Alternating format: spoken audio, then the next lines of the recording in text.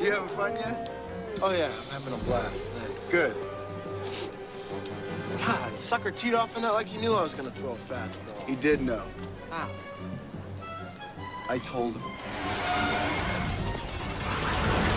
Yes. And the next time you screech, it'll explode into millions of eardrums.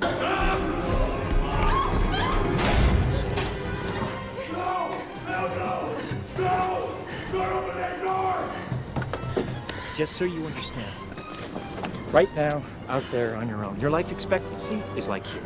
With me, it's here. Without me, here. With me, without me. With me, without me. Just however many times it takes, pump it, then you're in the water and off you go. Oof. Ouch. We start the show off not with a bang, but with a whimper coming out of Tom Hanks. I guess. Speaking of whimper, hi, I'm Mark. And I'm Tom. And we are the Cinemaniacs. So, here we go. Right on. Years of practice. It's true. So, 2 weeks in a row we're doing shows. Yes. Can you believe it? And we have a long slate of things to talk. Is there anything before we get into the thick of it? Before we get into what I like to call the boring part of the show, is there anything you would like to discuss? Not that I know of. Me either. So, up first is a sequel, not a prequel, although at one point I did wonder if it would be a prequel. What are you going to do? Who are you going to call when you want to pull off the heist of the century, or at least of the hour, in New York City amongst Fashion Week at the Museum of Art, and maybe it's not Fashion Week, but there's fashion involved. You call Sandra Bullock, who puts together a team of ladies to pull off a heist with a group we shall call heretofore known as Ocean's 8. It's cold or steaming hot, Toddy hits the spot with everybody. Okay, I got to start off by saying there's no way that even if this was like the worst movie in the world, which it wasn't. No. But there's no way that you can say it's the worst movie in the world and not be accused of hating it because women are in it. I thought it was really boring. I'm a fan of heist movies. I love them. I'm not a fan of let's do everything that's been done before, but switch the gender, switch the race, switch the nationality, and call it original and fresh, because it's not. You're just doing what's done before with a twist, which isn't very clever. Right. What I love about the heist movies, as you say, is, and this is generic, but that's part of the fun of it, is they plan it all out and they say, here's what we're going to do, and then obviously something goes wrong, and you try to figure your way out of it. This, for me, was just like, we're going to do this, and they do it, and they're going to do this, and they do it, and they're going to do this, and they do it. Boring. That was my beef with Now You See Me, which was we're going to plan this big heist, but we're not going to tell you what we're going to do ahead of time. Right. The key to a good heist movie is, as you said, here's what we're going to do, and then you are rooting generally for these people. So as you watch it, when things go wrong, it's like, oh, right. He didn't drop the big ping pong ball in time. Now what is he going to do? And they have to figure out a way to fix it. Right. So there was a little of that in this, but not a lot. I didn't think it was that funny. The other Ocean's movies, I didn't like the second one. The first one I thought was great. Second one, I didn't like at all. Was the second one where Julia Roberts plays herself? Yes, the second one is goodness, let's do an homage to French New Wave and make it awful. really hard to see. But the soundtrack was good. And the third one I thought was like, okay, the third one was the weak follow-up the second one should have been. So here we have Sandra Bullock as George Clooney's sister, which they will not let you forget in this film, because she's at his grave, she's at a tomb, she's looking at a picture of everywhere she goes, my brother, your brother, my brother, your brother. Okay, we get it. I thought it was going to lead up to something which it doesn't, which I guess I'm kind of fine that it didn't, but the ending scene in the film, I'm like, they really don't want us to forget that they're related, do they? As far as I'm concerned, they didn't need to be related at all. This could have just been another group of people. It could have been called something else. Something else would have been a great title. It's Ocean, something else. Something's got to give, something else. So the cast, it's a strong cast. Everybody in it, I will say everybody in it was good at what they were doing. They weren't asked to do a heck of a lot. Right. I don't feel like anybody really stood out in this ensemble piece, which I guess is maybe what an ensemble should be, everybody playing at the same level. It was light and amusing. I saw this as a matinee. To me, perfectly fine matinee. I would be happy with another one of these, maybe swap out a few cast members. as I like to say about so many things that have a good premise, I would be happy with another one of these if they did it better than this one. Right. It was shot nicely. It had all of the moving panels and images like the other Ocean's films. It had a soundtrack that emulated the scores of the other Ocean's films, so it moved right along. I just wasn't very invested in it. I think and it had nothing to do with that it was ladies. I like ladies. Right. I don't mind looking at ladies on the screen. I don't care what they're doing. Just give me something meatier to work with. I think what I was missing, and one of your comments recently made that come back to the forefront of my mind commentary, was Steven Soderbergh's touch. I never really thought of him as that great a director, but I'm missing some of the real fine finesse intricacies that the original Ocean's movies did, some of his other stuff had, that whoever directed this one just didn't have. This just felt kind of plodding, and for all of the talent they had available, that I just thought they didn't use it. So your comment about doing it better, I really expected this one to do a little bit better. So success in the heist movie realm does not run in the family, That's what you're saying. True. See, he keeps working on it. But one thing that could be a problem, and I don't know if this was the problem with the people who did Ocean's 8, probably not, but you got a family who mom passes away, and she's a bit of an oddball. Aren't all of our mothers oddballs? Kind of slightly, not me though. We're always the normal ones. Trouble is, you get one normal person within this family of kind of a group of oddballs. Some devilish things may happen. The problem is that it's all hereditary. Treat the family. Invite the whole family. Well, actually, they did, I think. So. This is a firestorm of controversy. This is a divisive title. It is, yeah. Oh boy. Well, we're going to get into it now. I knew very, very little about this going into it, but I'd been hearing, like Dan Mitchell, our local radio star, I had said, boy, everybody's saying this is the scariest movie they've ever seen. When people say that, there's a word I exclaim that I will not say before 10 p.m. It's either A, you haven't seen enough movies, or B, you don't watch this type of movie. When everybody was saying, it is the scariest movie I've ever seen. Like, so you don't watch scary movies then, right? Yeah. Sorry, you were saying. No, that's about it. I was stunned at how unbelievably boring I found the first half hour, 45 minutes. It was just going along, and I didn't fall asleep, but it was like, holy moly, this is boring. Nothing's happening. Performances are all like this. And then I don't remember what happened, but something, for me, saw the spike. It just shot up. I don't remember what exactly had happened. And from that point on, I was sucked right into it. And while it's uneven, well, certainly when you consider the beginning, there were some of the most terrifying moments and scenes I've ever seen in film in this. Now, it was uneven, and there's a lecture at the end that sort of explains everything that we just saw. That was just painful. But overall, I thought this was worth it for the few stunningly terrifying moments that I saw. Okay, here's where we blow the first 20 minutes of the show. This is an art house movie, yes, folks. If you don't know what an art house movie is, it means you might not like this movie. This is an art house movie that is being marketed and released as though it's a mainstream horror film. It's not. It's very slow. It's a lot of going on upstairs. It tries to be cerebral. Yeah. It's a good word, cerebral. How about that? It's contemplative. It's leisurely paced, which is a very polite way of saying boring. That's sometimes. very polite. And basically the whole story, I'm not going to get into the particulars because I went into this fairly blind. And I saw 2 movies this weekend that I knew nothing about, and me too. What I did or didn't like, that worked better because I didn't know what I was going to get. Toni Collette's mother dies, as you say. She wasn't a nice lady. She was estranged. The whole family is pretty estranged.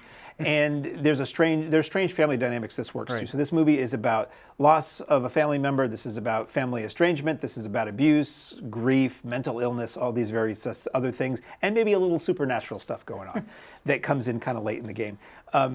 This is a movie that while I was watching it, I was just not connecting. And it's something I often say. I find myself watching movies and I realize I'm waiting for them to get going. I'm waiting for them to kick in and get started. And when I realize I'm about 20, 30, 40, 50, an hour into a movie, I'm like, ooh, this isn't going to get started. So for me and my tender sensibilities, I was pretty bored. And I kind of gave up on it at one point. I'm like, okay, I'm kind of done with this. It gets progressively creepier and more interesting and frightening and disturbing, shall we say. It goes nuts in the last half hour of the movie. Sure does. I don't know how many normal people, mainstream audience members, who like an It or other movies that are Conjuring, that kind of stuff. Most horror movies are very, by the numbers. It's the same thing over and over again. Audiences know what to expect, and that's what they go for. The pace, it's not a few minutes before something jumps out at you or gives you the goose. This doesn't do that. Right. There's maybe one jump scare in the whole movie. This does things that I love. I love daylight horror, of which there's some, and you see something in the frame. You notice something in the frame, and you're like, oh boy, that's been there the whole time in this scene. Right, exactly. And it's still there, and you're waiting for what it's going to do. And when it does something, it's not just jumping out at you. It's just weird. So I have to praise it for how effective it is at times, but I also have to say I was really disinterested for about, I was saying this movie is 70% boredom and 30% histrionics, and then it goes crazy at the end. So if you like something like The Witch, which I personally thought was excruciatingly dull and pretentious. I think same producers, wasn't it? Maybe the same releasing company. Okay. I wasn't a fan of The Witch. Some people really loved it. I think if you like The Witch, this is up your alley. If you like stuff that's more intellectual, like Get Out, perhaps. A lot of people have said, well, the more I thought about this movie, the more I liked it. And I'm like, well, I don't grade movies on retrospect. Right. If I wasn't enjoying it in the theater, I didn't enjoy it. But I can see where it is very cleverly written. There are seeds planted throughout the film that will make a lot more sense if you watch it again. Right. I don't That's what relish I'm thinking. the idea of sitting and watching this again immediately. I've got too much at home I'd rather see than this again. But I can see where a second viewing would be very rewarding. So this is one to sit and watch and pay attention to, and hope you don't get morons in the theater making noises, which a lot of people have been reporting. This also has really good surround sound design. Yes. There's a moment where a sound happens and it sounds like it's right behind you, back and to the left, and I'm like, wow, that's effective, and it just freaked me out. So it's like mixed. Like, I didn't really like it while I was watching it, but a lot of people love it. Right. There's a big controversy right now because CinemaScore, which is an audience polling company, gave this movie a D, and people who love it are saying, this is outrageous. And I'm saying, well, you're talking to people who just walked out of a mall. They think this is going to be jumps and cats flying through the air and all kinds of other stuff. Very gory at times, shockingly, because a film this intelligent and artistic does not usually resort to gore effects, lingering on gore effects. But I think because it is so slow and so calm for the most part, when you get those, they're much more of a gut punch than they normally would be. How would we sum ourselves up on Hereditary? I'd call it a mixed bag. Yeah. So. Let us know what you think. Movies at CheshireTV.org. I'm honestly curious what somebody who walks in off the street is going to think of this on how it's marketed. And again, especially because since you and I are such horror fans, I don't think we can necessarily be quite as objective as certainly the average moviegoer would be. Yeah, it's my turn. You're going to lead into yourself? I'm going to lead into myself. I've been trying to figure out. This really led me to a safe space. Speaking of safe spaces, here's a film I knew nothing about. I think I saw an animated ad on IMDb clogging the search window that I closed really quickly for this. So we have the tale of a place where you're going to go when you're a thief on the run with a couple of slugs in your gut and you don't want the riots that are tearing Los Angeles in 10 years in the future apart. Not 10 years in the future from when the movie is set, 10 years from now. You check yourself in, my friend, to the Hotel Artemis. Show starts in 8 minutes. Yum, yum. So this came out of nowhere. I had no idea, like I said, about this movie. Yeah. The one thing I had seen and heard, I thought, did they make a spin-off from the John Wick series? That's sure what it seemed because to be, this, to me, seemed just like the hotel he goes to, the hotel chain, I guess, in the John Wick films where assassins go and they have the special coin and they're basically, it's a safe haven with no weapons. The deal with this, and boy, I want to say, go see this movie and don't listen to anything we're about to say, because I went in knowing nothing. So the movie worked to me how a movie should work. Any story should work. Okay. When you read a book, you shouldn't know every little thing that's going to happen in it, but you watch trailers and I saw the whole movie in that last 3 minutes there. Guys pull off a heist in slightly in the future LA where there's riots and martial laws being declared. So they try to get both out of the riots to be safe, but also they've got some bullets in them and they have membership in this exclusive Hotel Artemis, which is basically a hospital and rehab center for criminals on the run. And Jodie Foster plays the nurse, who's the woman who's overseeing the whole thing. And what? Nothing. Oh, sorry. We're just having a little a technical thing that I was looking at. Nothing to do with you. Anyway, Jodie Foster is the nurse who is, there's a set of rules, and Dave Bautista is the orderly, who a healthcare professional, as he keeps saying. And you see the various people who are already there when these two guys show up wounded. So you get a sense of what this place is and how secure it is. And then I don't want to even get into the plot of this. Right. It's an action movie only in bursts. But when those bursts happen with Sofia Boutella, I believe her name is, it's really good. Yeah, and it looks like she's really doing it. And I'm like, wow, put her in more. I mean, she was in the last Star Trek movie, and Right. she was in Atomic Blonde and some other things. So I'd never seen her do anything that physical before. And I don't know if it was CGI face replacement, doubling, or what it was, but it was really cool. And for the most part, shot really well. There's a good amount of comedy in it. It's pretty dark comedy. Yeah. There's some blood and gore here and there, but not too much. For me, the joy in this was the surprises in casting. Going in blind, I had no idea who was in it. So I didn't know Jodie Foster was in it. I think I knew Boutella was in it, and the lead, his name I can't remember. But then somebody shows up as the big mob boss who runs the place. I had no idea it was going to be somebody of that caliber. That was fun. The person who plays his son, I had no idea it was going to be in it. So I really like this a lot. This is a slightly futuristic. I don't know what to compare it to. John Wick's about the John only Wick, kind of thing that I can sort of think of. It's tough guy, criminal badassery with some action, some comedy. It was a great surprise for me. I thoroughly enjoyed it. Everybody else in the theater, I saw it at a matinee in Pennsylvania, and people were like, man, that was really good. So I have a feeling this is going to tank because it has no major marketable stars. It's a title that doesn't tell you anything, and I don't know that it has a crazy wide release.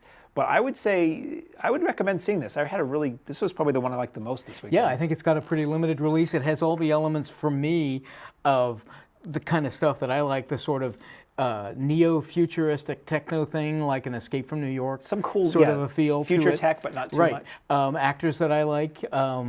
As you said, dark comedy.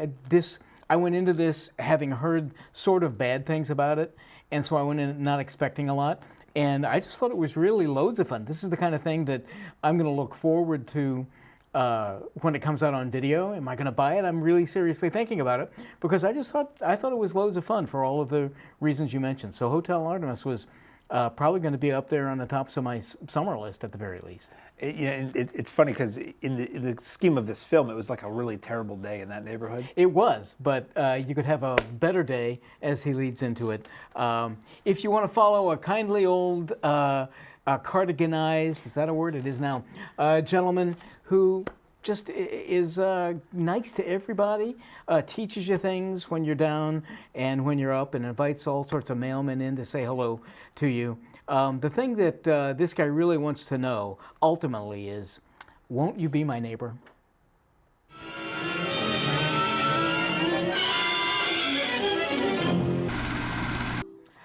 Again, I think informational at this point because this is in very limited release.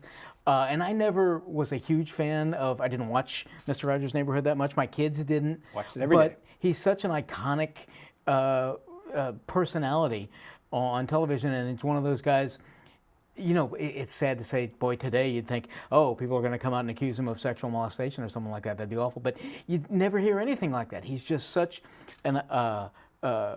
He's a decent guy. Right. And throughout all of social media, all of media and in society that we've had, I'd love to, I'm really looking forward to seeing this eventually because, you know, Mr. Rogers just seems to be the guy everybody, if not want to emulate, would love to be your neighbor, would have as your neighbor. Yeah, so I think it looks like a fascinating documentary. This is a trailer that the Alamo Drafthouse Yonkers, where I spend a lot of time, runs. They're currently, I think, running the movie now. It wasn't playing when I was there this weekend. But this is going to be a crying movie.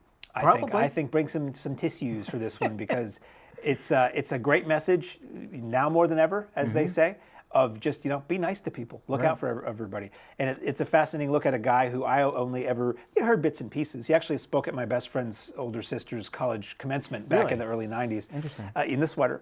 And he was a guy I watched on TV every day, and he was a nice guy. He was like a friend, you know, and he had the puppets and the little trolley and all that, and that was cool. So I'm looking forward to watching this too.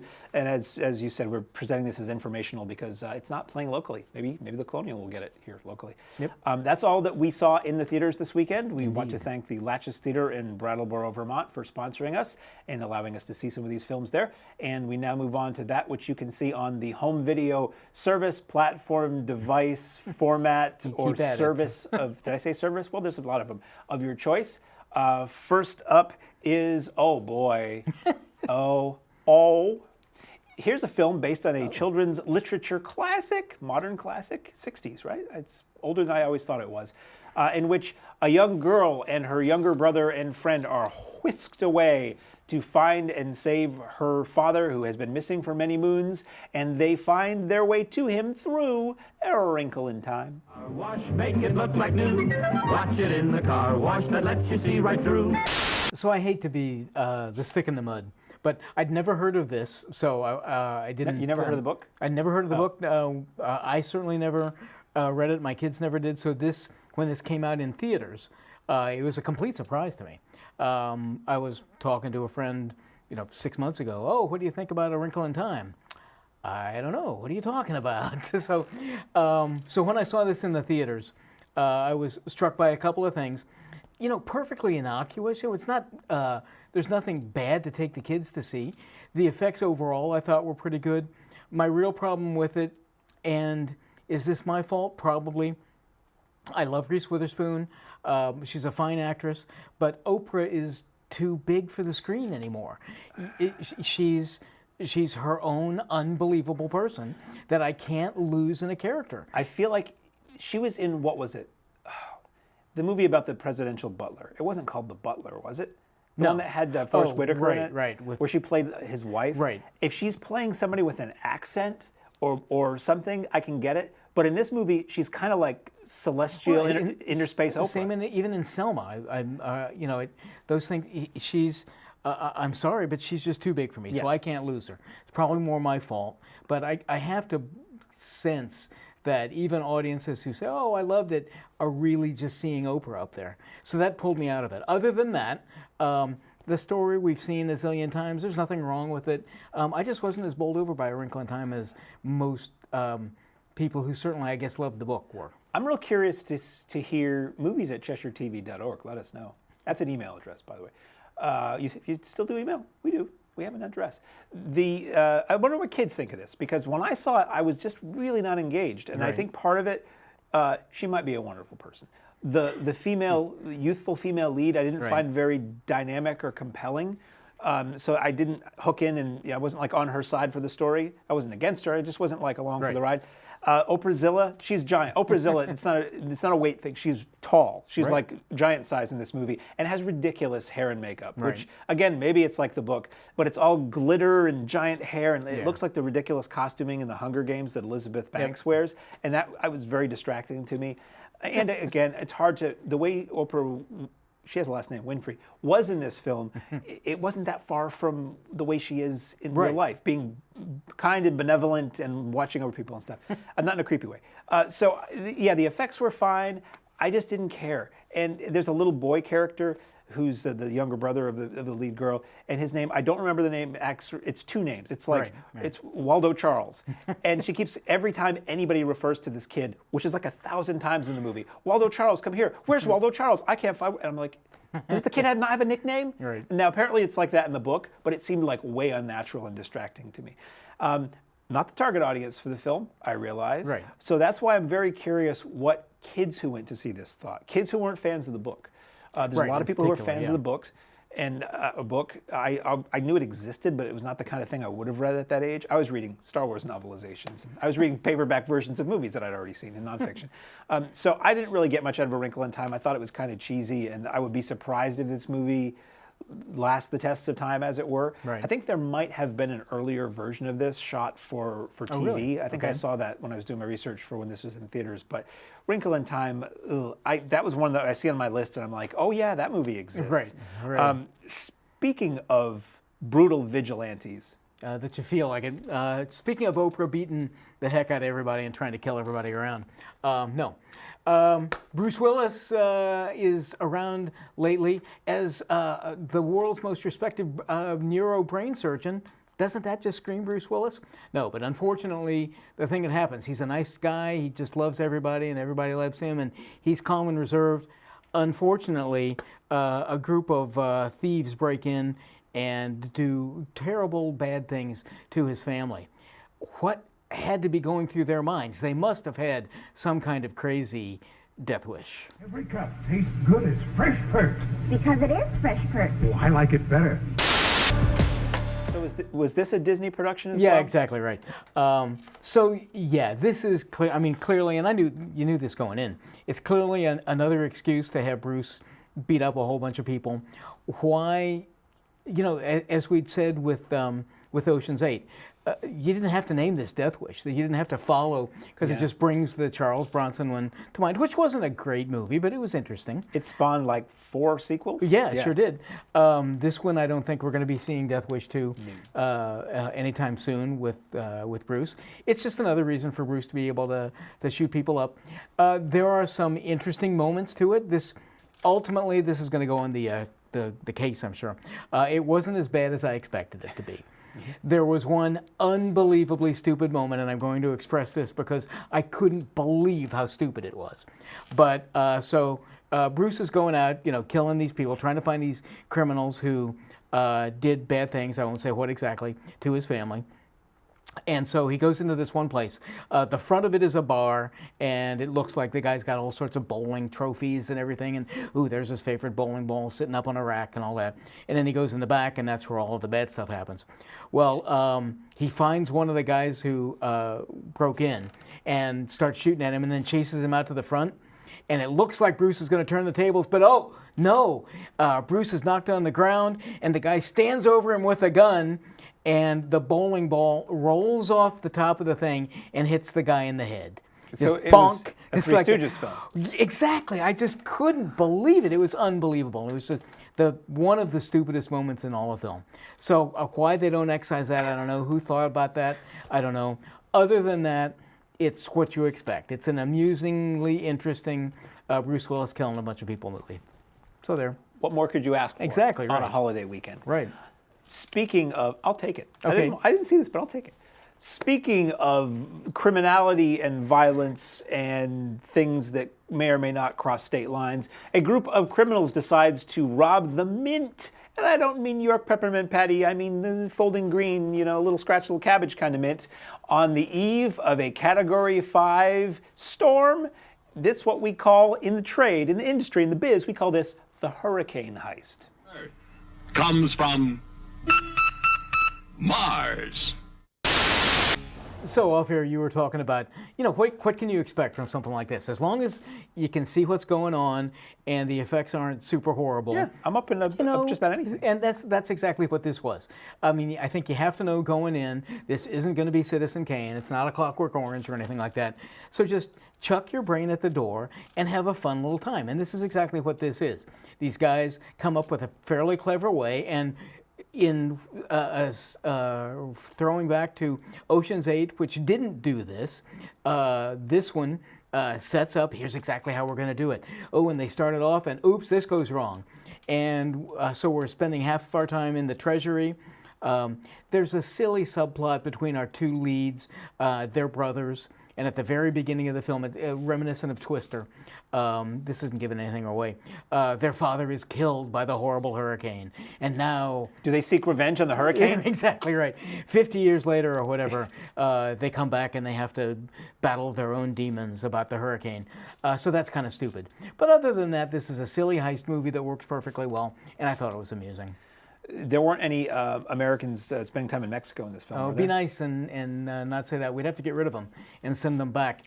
He is able to get over the wall. A gentleman who is down on his luck, he needs some money, and so his bosses, who are working some nefarious little kind of illegal plans, send him down to El Mexico to bring back some bucks. Unfortunately, he finds out that they're trying to turn the tables on him and frame him. So he's going to turn the tables on them. And he becomes the titular, excuse the phrase, Gringo. Jane, listen, help me out, will you? Harold hates my coffee. What kind do you use? So this is, if you talk about like silly caper heist movies, this one is really pretty funny. Everybody, our three leads are really, really good. I didn't know a lot about this going into it. It's got some language, rated R for language, and some violence. It's not like bloody violence or anything like that, but there is violence going on, and you got a lot of bad guys running around. I thought Gringo was an amusing little turn, and I think in particular on video, because, I'm usually a little less demanding on it. I think it would be loads of fun if you haven't seen it. Well, I haven't seen it. So there. But I have seen the next two. So here we go. Up next, we have a new release from MPI Home Video, who I've loved since they put out the Dark Shadows episodes on VHS years ago. So they've got a special place in my heart. Here we have, it's an indie thriller, erotic thriller horror, perhaps drama, about a woman who, when she feels that she has been two-timed by a man, descends into madness, violence, and maybe even more in the persona of the goddess of love. Peaceful stroll outdoors, doing little simple chores. That looks really weird. I really like this. Okay. It's hard to pigeonhole this because when a movie, so the main character, her name is Venus, that's the goddess of love thing. She's a stripper. So you see her at work, you see her hanging out at work. She's a sexual person, so she gets naked here and there. So it puts it in the kind of in the realm of erotic thriller, but it's not just about that. I mean, I would say, it's almost like the Cinemax After Dark movies, but it's not like loaded with sex and nudity. There's some in there, and it doesn't seem really gratuitous. It's appreciated, but the main actress can act, and she's quite good at this film. So definitely shot, not with a lot of money, not a lot of locations, not a lot of actors in the film, but it's really well shot, and that goes a long way for me. Like early in the film, there's a shot where the camera moves horizontally a little bit, and you see a little bit of that blur that I associate with being shot on video. Okay. And I'm like, oh, this is a cheapie. But then as it goes along, I totally forgot about that because it's well shot. The sets were well decorated and well lit. So the basic story is this woman meets a guy at work and goes out on a date with him and falls for him and starts to believe that he's cheating on her. And she starts, he's getting more distant, he's not around as much, and she starts obsessing about this and following him and trying to look into his business. And she starts, going crazy, and it starts affecting her life and her work and everything else. And it's this spiraling descent of jealousy and madness that just basically ruins this woman's life and those in her immediate circle. That was really interesting. Now, ultimately it gets pretty violent and gruesome. I don't know that I would really call this a horror movie. I mean, is it a horror movie if it's only horror for like the last 10 minutes? Right, yeah. I don't really think so. Erotic thriller is too cheap a term for this. I would call this a dramatic thriller with erotic and horror elements in it. Again, small cast. The lead, Alexis Kendra, was quite good, somebody I hadn't seen before. And I quite liked it. Certainly worth a rental. It's probably not one that's going to be high on anybody's radar because there are no names. Right. And it's not, it wasn't a theatrical release. And half the time, theatrical release just serves to make sure it does well on video. Right. So anyway, Goddess of Love is out now. Up next, may I? Should I? It's all yours. Oh, baby. Up next, from the MVD Rewind collection, which we've been talking about every week, every couple weeks here. A release of a film I originally saw on Sci-Fi Channel about a decade or more ago. Matt McCoy, who you may recognize as Lloyd Braun on Seinfeld, or I remembered him from a show called We Got It Made back in the 80s, stars as a man in a wheelchair who looks out his rear window and sees Bigfoot doing nasty things. Big things that are so nasty you might even call them abominable. Wide open style that really lets you have it. Schmidt, Big Mouth.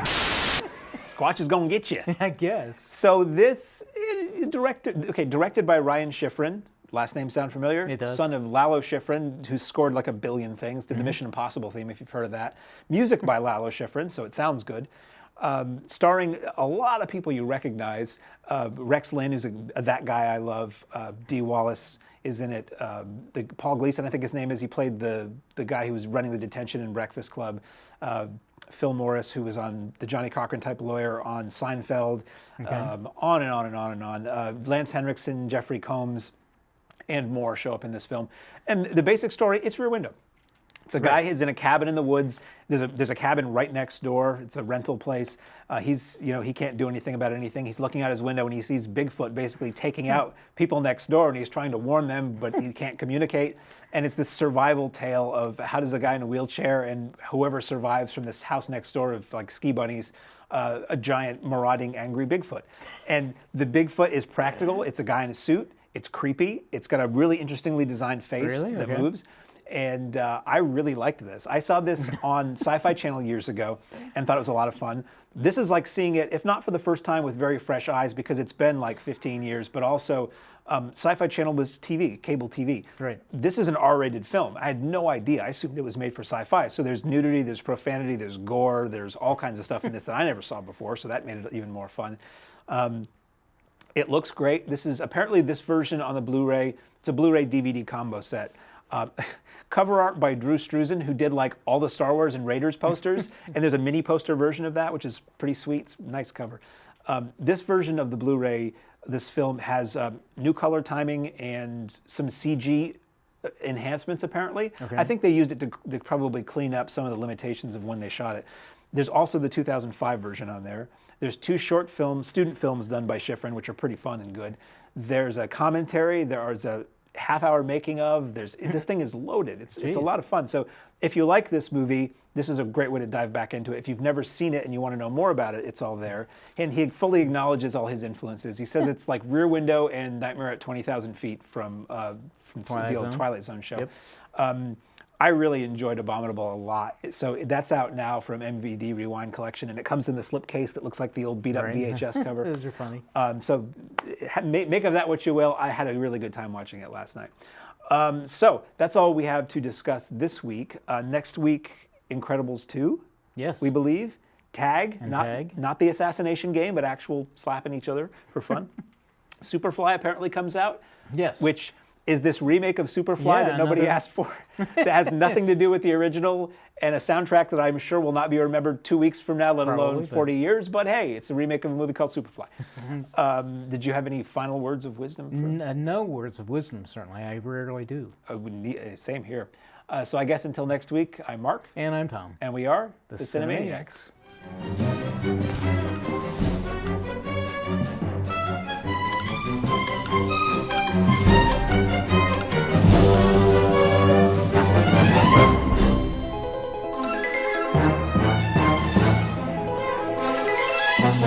Cinemaniacs.